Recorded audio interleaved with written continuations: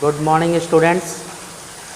आज हम लोग क्लास 7th में जो फर्स्ट चैप्टर है इंटीजर्स उसको पढ़ेंगे। इंटीजर्स में सबसे पहले जान लेते हैं इंटीजर्स होता क्या है।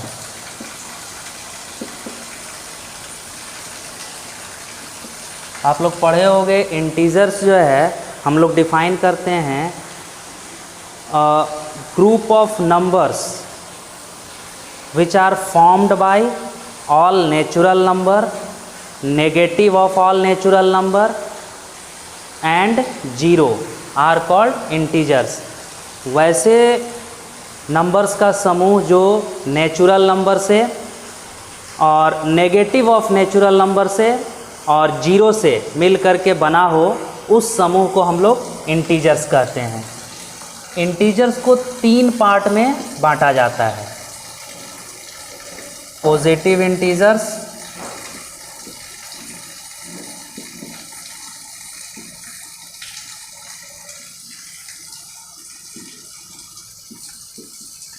Zero integer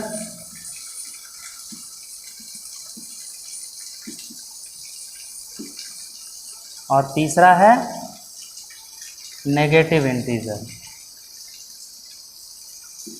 negative integer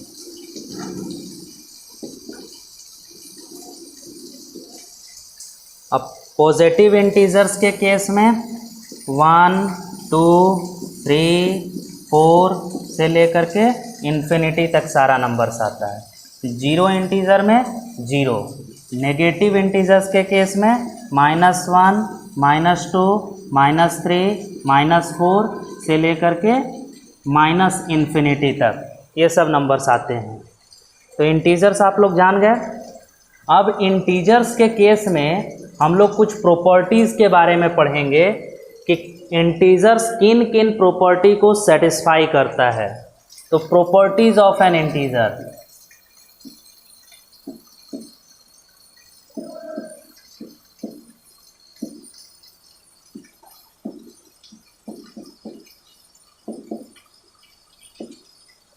properties of an integers. अब इंटीजर्स के प्रॉपर्टी को देखेंगे तो ये जो हम लोग बेसिक मैथमेटिकल ऑपरेशंस पढ़ते हैं, plus, minus, multiply and divide, इन चारों ऑपरेशंस के रेस्पेक्ट में इनको देखा जाता है प्रॉपर्टीज ऑफ इंटीजर्स को। तो हम लोग इन चारों रेस्पेक्ट में ऐड, एडिशन, सब्ट्रैक्शन, मल्टीप्लिकेशन और डिवीज़न,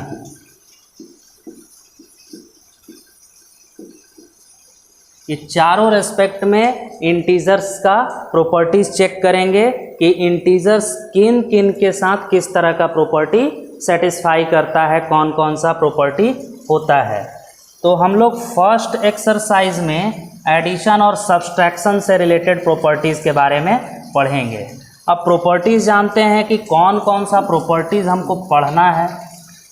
तो प्रॉपर्टीज़ में सबसे पहला प्रॉपर्टी पढ़ना है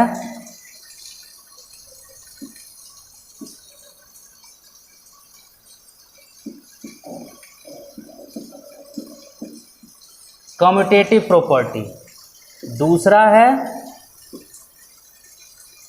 फर्स्ट हम लोगों को पढ़ना है क्लोजर प्रॉपर्टी और दूसरा पढ़ना है कम्यूटेटिव प्रॉपर्टी।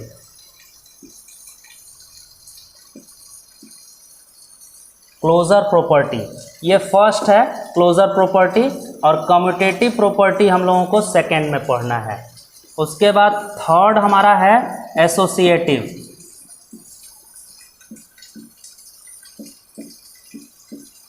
एसोसिएटिव प्रॉपर्टी, ये 3 प्रॉपर्टी मेनली पढ़ना है।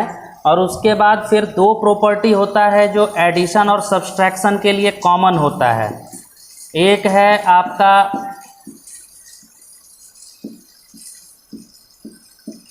एडिटिव आइडेंटिटी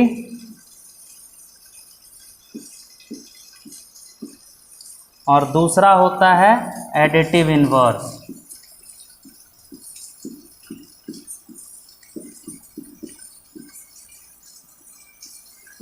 इन 5 चीज़ों के बारे में हम लोगों को फर्स्ट एक्सरसाइज में जाना है। तो सबसे पहले क्लोजर प्रॉपर्टी समझते हैं। क्लोजर प्रॉपर्टी होता क्या है, और वो भी एडिशन और सब्सट्रैक्शन के केस में। तो क्लोजर प्रॉपर्टी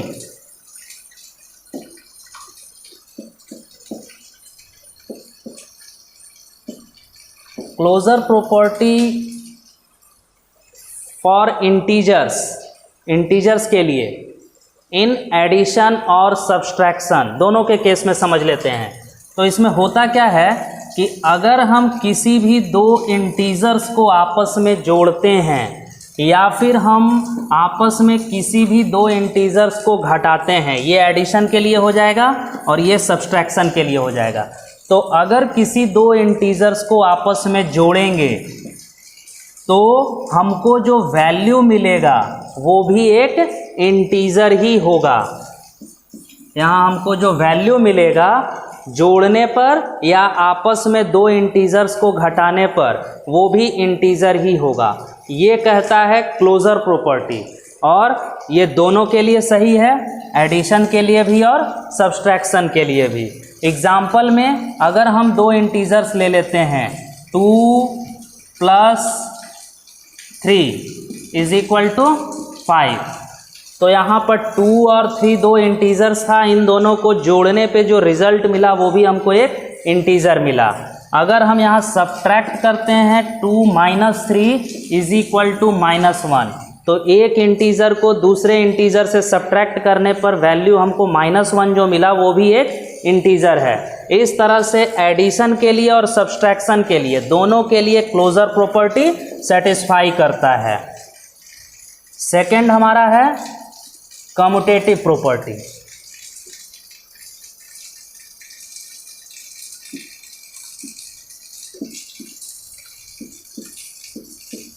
कम्यूटेटिव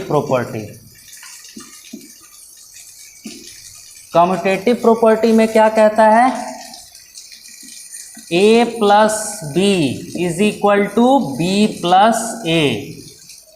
अगर किसी 2 इंटीजर को हम लेते हैं और उन दोनों इंटीजर्स को किसी भी ऑर्डर में का मतलब है कि किसी भी इंटीजर को आगे या पीछे रख करके अगर आपस में ऐड करते हैं तो रिजल्ट हमको सेम मिलेगा।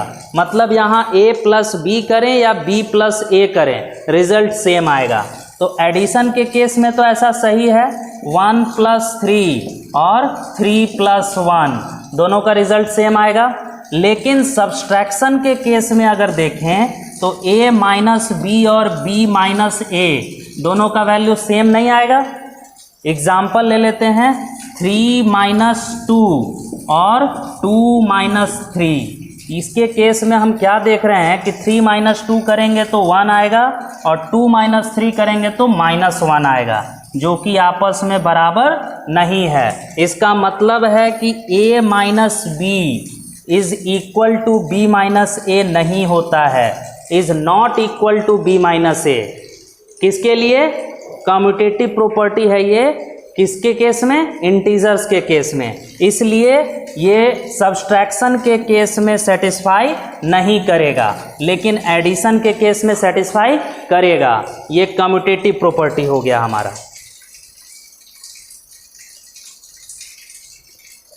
नेक्स्ट है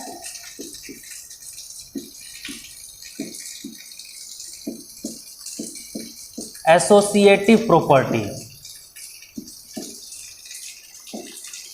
एसोसिएटिव प्रॉपर्टी में कहा जाता है कि अगर हम किसी भी 3 इंटीजर्स को लेते हैं a, b और c, a + b + c, b और c को जोड़ने के बाद जितना आता है उसमें a जोड़ें, या फिर a और b को आपस में पहले जोड़ लें, उसके बाद जो वैल्यू आता है उसमें c जोड़ें।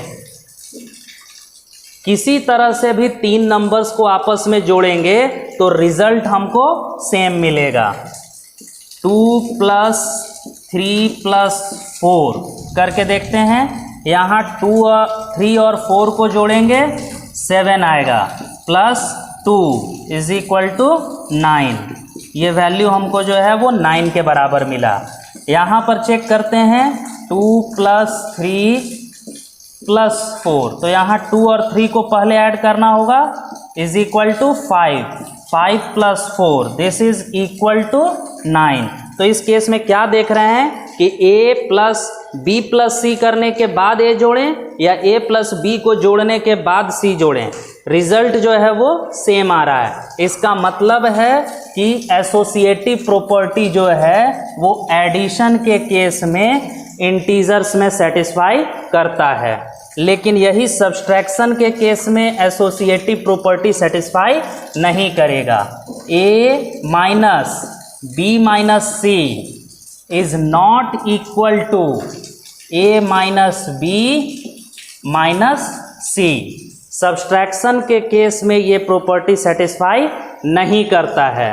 एग्जाम्पल देखते हैं इसी एग्जाम्पल को, 2 - 3 - 4, और इसको सॉल्व करते हैं तो 2 - 3 - 4 हमारा -1 होता है, तो this is equal to 2 + 1 is equal to 3।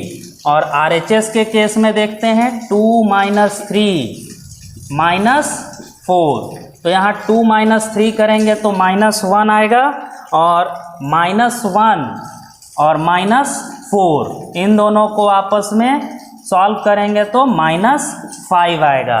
तो इस तरह से देख रहे हैं कि LHS साइड 3 आ रहा है, RHS साइड 5 आ रहा है, जो कि आपस में बराबर नहीं है। इसलिए हम लोग कहते हैं कि एसोसिएटिव प्रॉपर्टी जो है वो सब्सट्रैक्शन के केस में सेटिस्फाई नहीं करता है। नेक्स्ट हम लोग आइडेंटिटीज देखते हैं। एडिटिव आइडेंटिटी,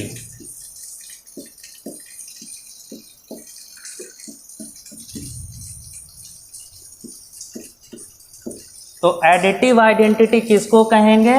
तो वैसा इंटीजर जिसको हम किसी दूसरे इंटीजर के साथ जोड़ें तो रिजल्ट जो है वो सेम रह जाए। तो वैसा कौन सा इंटीजर है? 0। 0 एक ऐसा इंटीजर है कि हम उसको किसी के साथ भी जोड़ेंगे, किसी भी इंटीजर के साथ, तो रिजल्ट सेम रह जाएगा। -3 + 0 is equal to -3, 4 + 0 is equal to 4। तो इस तरह के केसेस में क्या देख रहे हैं कि 0 हमारा एक ऐसा इंटीजर है जिसको किसी भी दूसरे इंटीजर के साथ जोड़ा जाए तो रिजल्ट सेम रहता है। इसलिए हमारा जो एडिटिव आइडेंटिटी होगा वो क्या होगा? 0। 0 is the additive identity for all integers. Next हमारा है एडिटिव इनवर्स।